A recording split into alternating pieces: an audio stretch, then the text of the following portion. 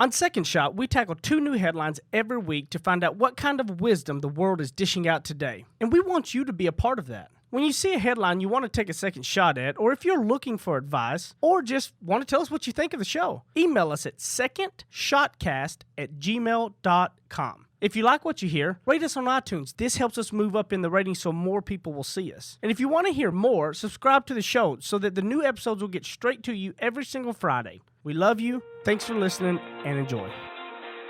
Heath Oakes is a millennial mogul whose ignorance on fire led him to fail his way to success. Jenny Anchondo is an Emmy Award-winning journalist whose sharp eye and biting wit have led to her storied career in television. Together, they tackle today's headlines in a way only an odd couple with a dash of perfect opposite can. So kick back, relax, and join the conversation. This is Second Shot with your hosts, Heath and Jenny. 2 weeks in a row, we are in studio together. Hey, everybody, I'm Jenny, along with my husband, Heath Oakes. And last week, we had such a fun guest, Sandra Erwin, who we talked about the story of her and her husband and coming up through the insurance industry in a really unique way.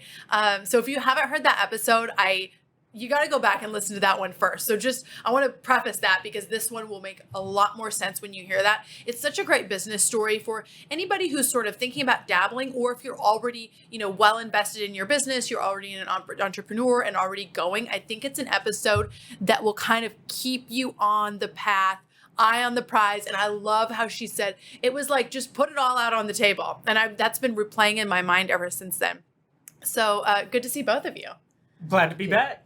To be here. Okay, so I don't even know. I feel like I need to do a virtual drum roll. I need to do some confetti. I need to blow a horn. I don't have any of those things.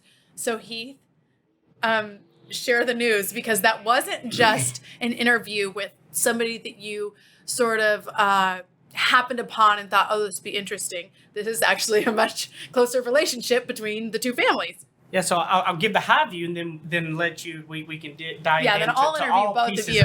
it. But so as you all recently know that I left after 13 years of with Colonial Life and running it all to, what I actually did was left to join with Sandy as the CEO of National Family Care Life Insurance Company and minority owner, and with the laid out contract of buying it from Sandy over the next several years. Hopefully, I can get it, do so well that it's even faster than that, right, Sandy? But we are in business together now, and she is entrusting me with the thing that her and her husband poured everything into to build. She is trusting, which is not a light thing to do, to carry the torch of NFC from here on to the next 40 years, right? Right.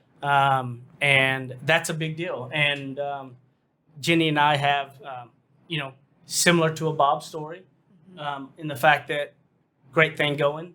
I love Colonial Life. I have zero. Colonial Life treated me with the difference between Bob's story and mine is Colonial Life has never done anything negative to me. They've been phenomenal. They've trusted me. They lift me up. They praise me. They did everything you can possibly do to make somebody feel appreciated and stay there forever. And when I told the CEO that I was leaving what I was doing, he was like, I assume there's nothing I can do. I said, well, unless you can make me CEO and give me, give me your job, part of the company, and let me buy the rest of Colonial Life, then no, there's nothing you can do. And I think they took it easier because knowing that this is such a rare deal, I'm not going to a big, massive like Aflac or anything, just typical job. This is a legacy. This is a long-term play. This is something bigger than just that. And they were very gracious on the way out too, I want to say. But now Jenny and I have went from our comfortable piece of where we're putting everything on the line for this to work for us as well, so that Sandy doesn't regret that decision of bringing me into the fold with her and taking this on. So that was one of the biggest parts of having Sandy into, is that not only that story, but then now the new story with this come together. Yeah, well, and just to continue the family legacy of the company was something that was so exciting to Heath. And I loved that was, something that you wanted to continue. It was so important to, I think to both families. Yes. And it's interesting. It was even just dawning on me as we were about to have this conversation, what a unique relationship this is, that we're able to just have this conversation between the three of us, and then in front of all of you, in front of the audience. I think it just shows what an honest process it's been. And there are certain things that Heath did that I was like, babe, that is real weird. Are you really going to tell, you're really going to tell her this? But I want to kind of rewind for everybody and explain how long of a process this has been, because it can just seem from the outset like, oh, for example, oh, wow, Sandy and Bob, they just kind of like hit it big with that insurance company, want to win. They just started it. Wow, it just blew up. They're so successful. And oh, wow, now Heath somehow just kind of partners with them and, buying a little piece of how great and how easy. So let's break it down, Heath Oakes. When did you first decide that you wanted to go after this company specifically, and why? It was kind of a long time ago. Yeah, it's funny that the company is actually right down the road from our old house.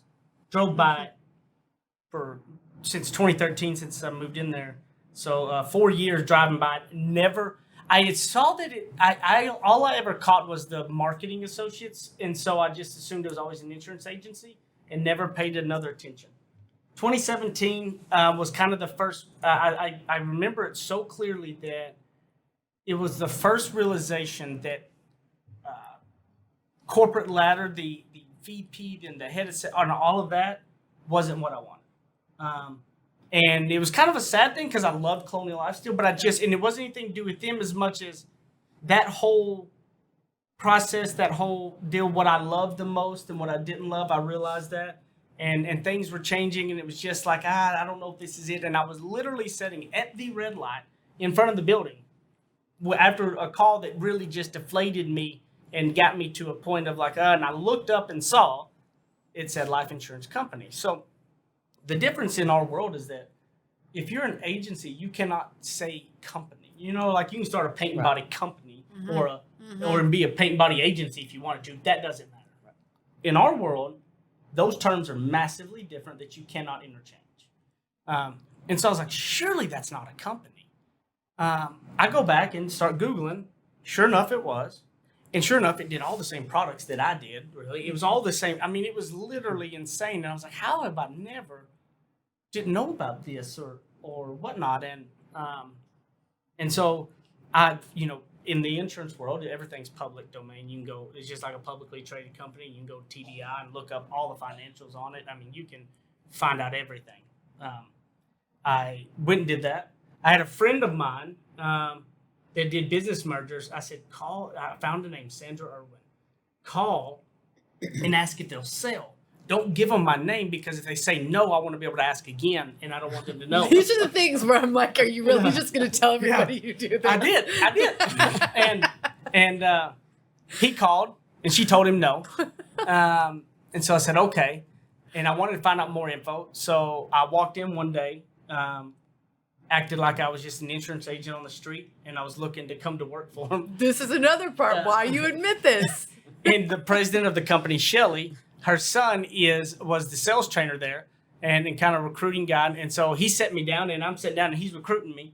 And I'm like, at this time, I'm running 3 states and doing 50 million a year in sales, and I'm in there acting like an agent. Now, he got really kind of weird pretty quick because I was asking really not like typical agent off the street questions. I was really trying to figure out more of the He was doing his job well. Yeah.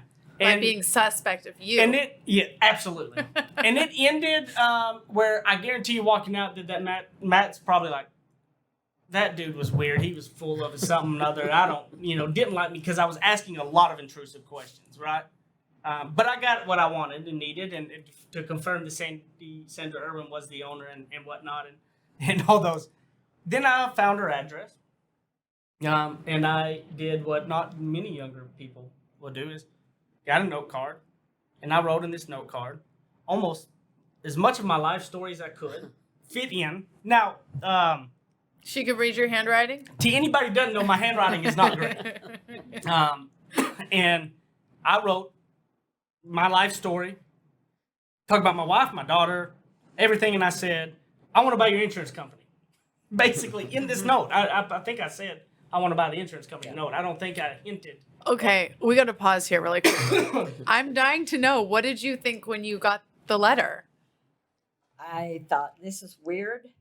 I mailed it to her house. You were right. It was weird. I mailed it to her house, not the office. Yeah, I got it and I opened it and I read it. And so I went in the office and I asked Matt, I said, Matt, do you remember a young man coming by here by the name of Heath Oakes? Oh, yeah, he was a weirdo. He was asking all of these weird questions. And I said, well, I think you probably kind of misread him. So I read it again and I responded to him. Yeah, I'd she be called happy me. to sit down and She meet did. with him. Yeah. And so she said she would meet with you. Yep. I remember when you found out, like, wow, she's going to meet with me. It was like 2 weeks after I mailed it, and she called, and I was so pumped. And Sandy and I, was that, did we meet at Fernando's? Was that the first time? I think we had lunch at Fernando's, Yes. right? It's Yes. always Yeah. a good omen when you start at Fernando's.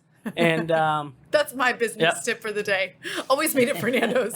They may say no, but you'll have a good meal. yeah, and that started the. I gave her a book.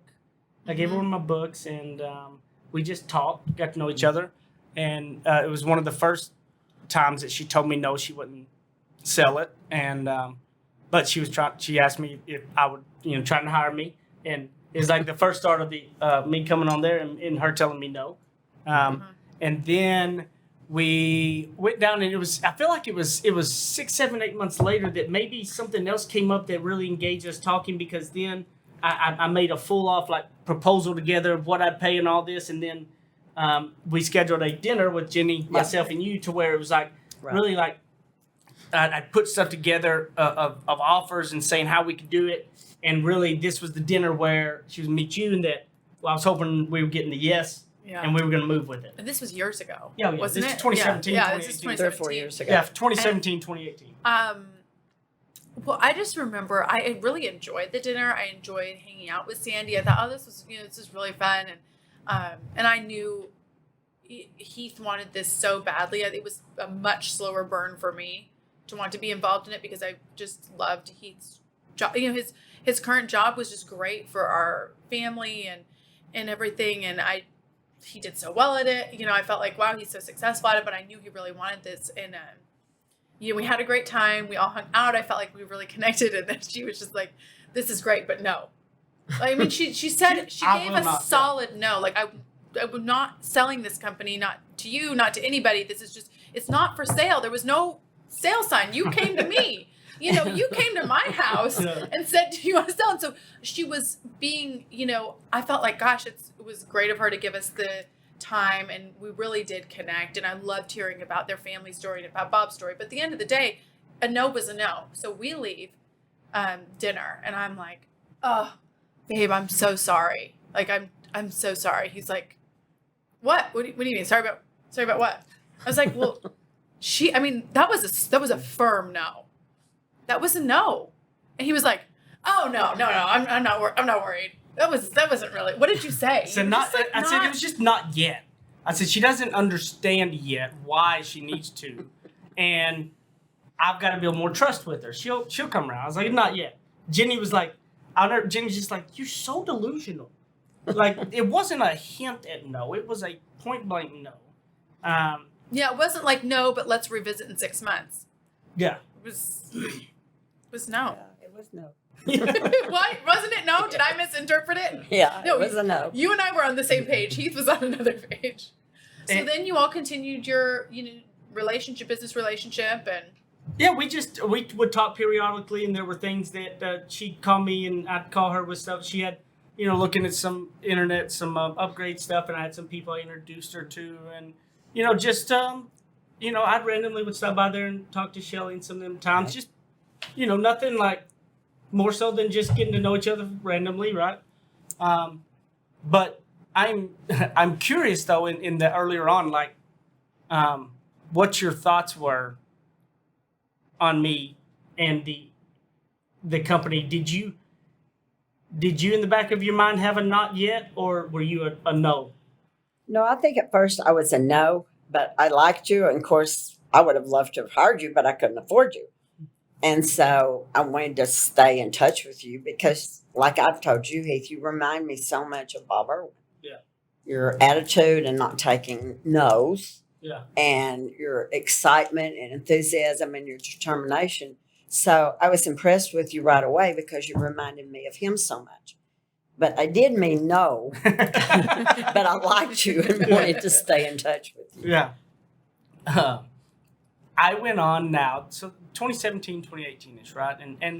And again, just stayed close. We talked maybe once or twice a year randomly with stuff. And I did connect up with somebody who helped him really get a lot of good things done that he did a great job as well. And we stayed in touch. I had the picture of NFC from Google Images on my vision board every year since then.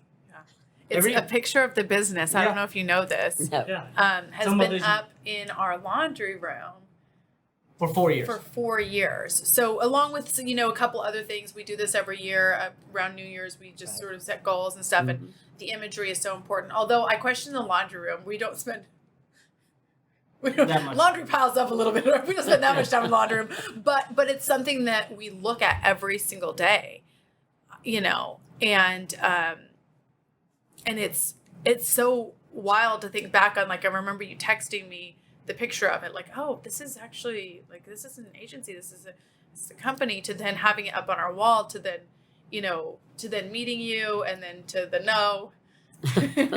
and no's were, I probably asked her once or twice a year, and she told me no every time. Until about what? May of 19, last year? 20?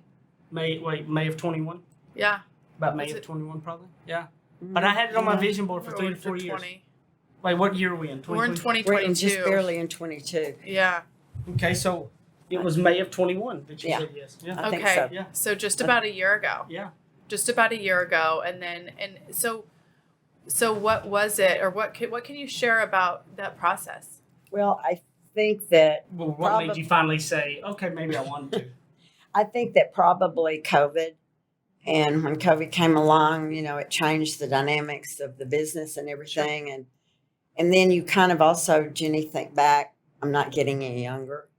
And I missed basically a year and a half at that time of not getting to do things that I wanted to do. And I had always said after Bob passed away, I wasn't going to work myself to death.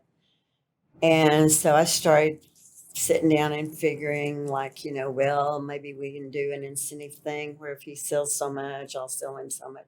Just trying to play with the figures, because I did not want to sell it to a big corporation and it be gutted. I wanted to sell it to someone who had Heath's dreams for it. And I saw that he really meant it, and he was trying to figure out every way he could to change my mind and to figure out how he could financially do it and everything else. And my main concern, and he can verify this, was that the people would not lose their job that worked inside the insurance company, and that my people in my agency, NFC Marketing Associates, could still continue to function without me having the burden of running the insurance company. And because I admired him so much, because he reminded me so much of Bob, I probably started trusting him faster than I would have normal person that walked in off the street. Sure. Because he had so many of Bob's characteristics that I knew he was sincere and honest, and he brought himself up through the ropes the hard way. He had nothing handed to him either. And we just clicked. Yeah. When I think about the divine alignment, that is both of you wanting the same thing. Yeah. Right? That Bob Irwin had a dream. Right. That you had a dream. That's that right. Heath is aligned in it, and not having to, neither party's having to largely change what they want in order to make it work. Right. And I can't imagine that happens often. Right? I'm sure you had plenty of people that wanted to buy, or I don't know if people is the right. Companies. People's not the right word. Company is the right Yes. word. Well, I had different people come in and talk to me. And like the one he put up, I had a lot of phone calls from people asking if I was interested in selling. Yeah. But I knew what would happen. And so the reason I started thinking maybe and then yes was that I knew that he had the same dream, and he wasn't going to come in and try to gut it, and that he would be loyal to the people and be honest and straightforward and be able to build it. I know what he's done in his sales career. I know he's the real thing, and I know he can do it again. Heath, now that you're in it, do you see why it was so important for her to keep those incredible people that are there? I knew that they were because I knew that Sandy was loyal, was a loyal person, right? And those people, and then I really, you're right, like really sunk in when I got in there when the average tenure is like 26 years. Yeah. We're not talking about a bunch of turnover here, right? You're talking about average tenure of 26-year average, so it's insane. But they're all phenomenal. There's nobody I would even want to get rid of anyways, even if it wasn't in there. But, you know, she put it in there. Now, I have to say, though, the interesting thing about it, why she brings it up that's so tricky, is that a lot of insurance companies wanted it because of the assets. You know, and getting an insurance charter is really hard. You can't just start one. It's a whole process. That's why it's so difficult. And a lot of companies wanted it. They would pay your money, but everything would be gone. The employees would be fired. They bring all the assets in house, and basically NFC would cease to exist. Yeah. So everything they built would be gone. To be honest, she had to find a very unique setup for somebody that had enough experience that could potentially do it, but also young enough that had enough energy left to do what was going to need to be done for the next 10 years, right? Yes. I mean, that's and then somebody with enough money that could get their hands on enough, but not too much that they were satisfied, right? I mean, that's a very middle of the road thing. Yeah. And I took off, and I'll never forget, Jenny was asking, she's like, Heath, you're throwing out all these numbers, and she's finally said, yes, but we ain't got that money. I go, I'll figure it out. Yeah. She's like, I don't get it. I'm like, that's great. She said yes, but in this point, we didn't all of a sudden, just millions acquire millions and millions and millions of dollars. And yeah, it's a complicated deal to do. And Heath, can you explain, because this was a question I honestly had, not that I didn't also align with the same values of the company, but I also was just like, well, shoot, if you want to do this so badly, she keeps saying, no, just start your own. Can you explain why it is so much more advantageous to do what you did? Number one is I knew what I didn't know. And so I'd always been on the front side of the sales side of insurance, right? And I knew enough about products and all those things, but I knew that I didn't know all of the intricacies of the back end of the insurance company side. When I looked at it, there's phenomenal staff in place. There are tenure, there's knowledge. Shelley, who's the president, who's staying on, which was a big thing, that does all of the state requirement. All of those things are in place. All I had to do, what it missed was the massive distribution to driving the sales in. And so I knew that by that place, the knowledge being on the back end, I could learn that slower, and I didn't have to try to be the expert on all of that. Also, let's think about this. If you're going to go buy, if you're going to go get your car fixed, if a body shop just started last week, or putting out cars, it really doesn't matter. Your car's going to be in and out. If you're going to go buy an insurance policy, hoping that when you die in 40 years and over 80% of all businesses fail within the first 5 years, you don't want to go buy a policy from an insurance company that started 2 months ago. Yeah. You know what I mean? Yeah. Like there's a big difference between saying I've been in business 40 years in an insurance company than anything. If the Department of Insurance will even issue a new shell for you to start another insurance company. It's not a given that you can do that. So there's so many more regulation and hoops to go through after that. Now, the really unique part about the deal, even more so that will just show the trust that Sandy has as well, is we came to our agreement. I took off and I started doing what I've never done, is pitching for money. I don't like asking for anything. So now this one was easier because I truly believed that I was going to be I'm going to do you a favor. Benefit to the people getting involved. If you got to get in a piece of this, you were getting a favor of this because can't go wrong. It literally lined up with everything that I'd worked on at that point. And then when I came back down and Sandy had people make offers on it, she could have taken lump sums of money at that point. And she looked at it and saw that I obviously was not going to have controlling interest equity in it because it was going to be a lot of these investor groups' monies. That she decided then to co-sign for us after our assets and everything up, to co-sign on a deal to where I could buy a smaller chunk at first, pay it off from a bank, and then doing more of it so that we would end up owning the entire insurance company versus handing over, because of that, which takes extreme faith on her, because she could have taken the money, Yeah. a big chunk then. You Oh, know I what know. I mean? Right. But this Yeah. is going to be a smaller chunk and smaller chunk. And I'm curious as to what led you to making that call. Because I felt like that you could bring the sales in that the company needed, that I was no longer young enough and vivacious enough to go out and get. I needed your energy, your sales knowledge, and everything. And I could still retain 10% of the company forever for my children and grandchildren, to still have a small piece of something Bob and I had given our lives to. And I felt like that you could do the job. Well, how's he doing so far? Oh, I feel fine. I wouldn't be here if I didn't. Yeah. Good. You know, I think about it, and the aspect that we're at, when people talk about, oh, he's lucky that, you know, he found Sandy, who ended up liking him and was willing to even, I mean, we both had the deal. I feel like when you put business deals together, I don't believe in the whole shrewd. I don't believe this one person wins or not. And if y'all are ever taking advice from people that talk about you negotiation, you get all for you and stuff, I think that's wrong.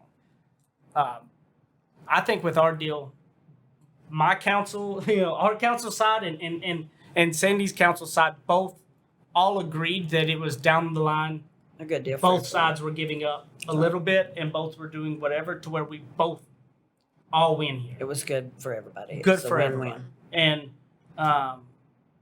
And that's key, that you can do that. That's possible, Yes. right? You know, how many people today think it's all or nothing in those senses? And I look back and I want people to understand too, when they see it and think, oh, how this just lined up all perfectly. Well, I'm a man of faith, and I do believe God has a lot to do with this situation, but God gives us all free will, and you've got to go make things. You can't just sit around and hope and wish. You got to take action. You got to do the weird things that other people aren't going to be willing to do to go Right. get there. And you know, when you take those leaps, it's never dawned on me that it was a risk at all. Now, from your standpoint, Jenny,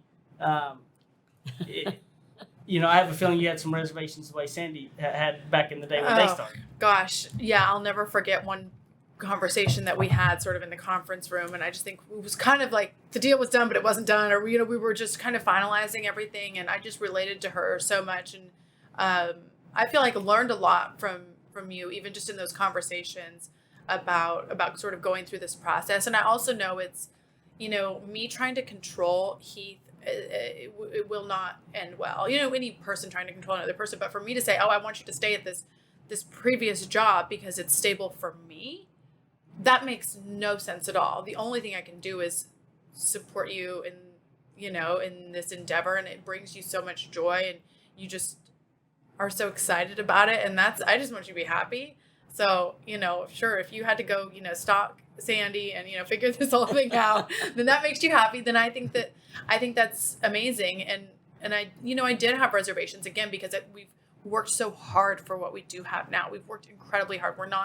It's not like we have nothing to lose. Yeah. You know, we've put a lot into, you know, both of us into our careers, and to sort of, you know, part of it is putting down roots in a place where, you know, I've always had such a fluid, you know, home base, and it's like now, you know, we're here. It was a big family decision, big life decision, but I think it's really exciting, and I just think we couldn't have orchestrated it any more perfectly, and I know it's going to be a big road. You know, this is just getting started, but I think that we've got, you know, the strength. We've been through lots of ups and downs before, and so here we go.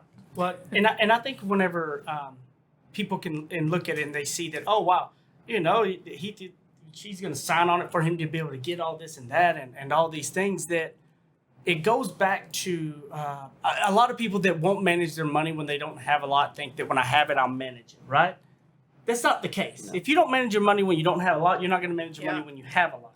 And when I talk about, I want to go back to reputation and stuff, because if you think that, if you thought that, oh, this deal just happened out of nowhere, I hope now you understand that this is 4 to 5 years in the making. This was multiple no's. This was lots of trust building. This was, Cindy didn't just wake up and decide, oh, I believe this person. And I met him once and I'm going to go do this. This is many years, many people walking across that come about. And so maybe you're younger or maybe you're even older and whatever it may be, but you can't start the journey when it happens. One of the things I respected, besides a lot of things, besides my wife being a phenomenal mom, is a lot of the things I learned in the beginning when I would watch her reading to Bryden 2-3 months old, and I thought it was so stupid. I was like, this is silly. She's like 3 months old. Oh my gosh, I read to her when I was pregnant. I know, and it was silly to me. And then making me that young talk to her not like a baby but a person, because it picks up, and I'm like, this is crazy. However, now our daughter throws out although and nocturnal and all these other words now and loves reading and all these things because started before it came up, right? Laying the groundwork. You lay that groundwork way ahead of time. Just like work, yeah. If you're wanting those things in business to come in your way, you got to be nice to the gas station attendant, to the whatever person, because your reputation is what will make that difference. If people came across Sandy's way that talked about me screwing them and me doing bad things, this would have never happened. That would have been shut down. If you weren't doing that 10, 12 years ago, and this is a small business, things will come around and you got to start. You got to become who you want to be before you're there in order for it to line up when it matters, right? The ball's going to bounce your way. You got to be ready. You got to be prepared for it. And you got to be persistent on it. I mean, look, my intention solely from it all, it was a very conviction on this is what I want for me and my family. And that because I wanted to continue Bob and Sandy, I love the Bob and Sandy story. The story. I loved what they did with it, and I want to be the second family generation of that. I want to hope that my daughter in 20 years wants to be the CEO of it, right? Like maybe it is, maybe she's not, whatever. Maybe I end up having to find another Heath, when I'm later in life. I don't know. You never know. But I have no intention of this building it up real quick to sell it off. I want this to be long term, and luckily that Sandy saw the authenticity in that and what I wanted, because I wouldn't take the leap for a quick bang. Like this leap wasn't going to happen for the quick one. And but I think that there's also a right and wrong way to be persistent with people, right? Yes. Obviously, I did it the right way, or she wouldn't say yes now. But there's definitely a right and wrong way that people are annoying, after people. So sure. I'm guessing you were just on the edge. I had to be on the edge. I'm guessing it had to be on the edge. There's no other way, right? Like a tightrope. But now here we are, right? We're all in this thing together, and I told Sandy once, I was like, look, I want a statue of you and Bob out front to where anybody comes in, talk about the story, because that matters. Mm-hmm. I truly believe the bootstrapping it in, and I have a lot more empathy and understanding for the taking the leap when her and Bob did than I did before, because taking the leap was never a big deal to me because I did it so early on young and never thought about it. But I'm not gonna lie, that was very easy for me to scream and preach all those years. It's different when you are married and you have a lot more and you have all these things to take the leap at that point. Mm-hmm. I didn't realize that. I think I always poo-pooed that but right, like, oh, just take the leap, sure. But when you have a wife and a child and you've gained more things, it's different. You've got a lot to. Back then, I had nothing to lose, right? So when I look at you guys, when you did it, you had a lot more to lose too, and that's hard. Oh yeah, it's much harder. Mm-hmm. When you're young, you don't know any better. Yeah, yeah, exactly. Luckily, I've got a good job too. Yeah, exactly, exactly. But no, when you've worked at something like you have, Heath, and you've been successful at it, and you have a home and a family and all, it's a much more leap of faith. Mm-hmm. Yeah, no, completely. This has been. I'm more of a just like emotional thinker about things like this, and I almost feel like this conversation was cathartic. I kept forgetting that we were doing it for everybody. Hopefully, for their educational benefit, and I really hope people got something out of it. And I just find it to be an interesting story that I can't wait to tell Brighton about it. When she's older and what our family was going through during this time when she was itty bitty, and hopefully seeing her grow up around strong business people like both of you, and being able to learn from you both. Thank you, Hunter. I'm glad you came again, Sandy. Thank you. That we got this out and willing. I appreciate your willingness to be open about all these things. I just wish you all the luck in the world. I know, right? I bet you do. I know. I really do. Yeah, I know. I'm being sincere. Yeah, and I do, and I hope I'm telling you, we're going to look up. I hope that when I look at 81 to 91, that same percentages of growth and all those things are what we can look at from 2022 to 2032, and Brighton's already been up there, and she's painted everybody portraits of themselves. I don't know that she's showing CEO potential, but she's definitely showing potential to decorate the walls. That's for sure. So yeah, she posted up in the office next to mine, said it was her office. Well, that was bold. Yeah, that was bold. I don't know where she gets that from. And she's just running around with everybody and loving on them. So that's what I hope to continue to foster as we grow and bring people in, that they know that that's the type of environment we're always going to create. That bring them up there, let them run around. It's okay. Yeah. I know all the kids that work for all the people. Yeah. That's what it's all about. Oh, that's sweet. That's sweet. Big deep breath. Okay, you guys, if you didn't hear the previous episode, you got to go back and hear the entire story of this insurance company. It really is remarkable. It's a special business story, not just here in Dallas in the state of Texas, but I think nationwide. When you look at, the state of insurance companies right now, really, it's a gem. It's a one-of-a-kind business that exists today. It's a really special story. I feel grateful that we got to be a part of telling it and now experiencing it. Thank you, Sandy. You're welcome. Where can they find you? Okay, secondshotpodcast.com. You can find Second Shot, obviously, on all podcast platforms. They also air, by the way, on CW33 in Dallas, so you can see those there as well. Guys, I hope more than anything you look at it and think that luck only happens when you do things to make it happen. And I believe in faith, and I believe you can have hope and love, but you also got to take action. You got to make action. You got to have conviction on it, and you've got to move forward with it. You cannot sit around and think it'll just fall into your lap. You've got to go make it happen, and I know you can. We love y'all. We'll see you next time. Bye.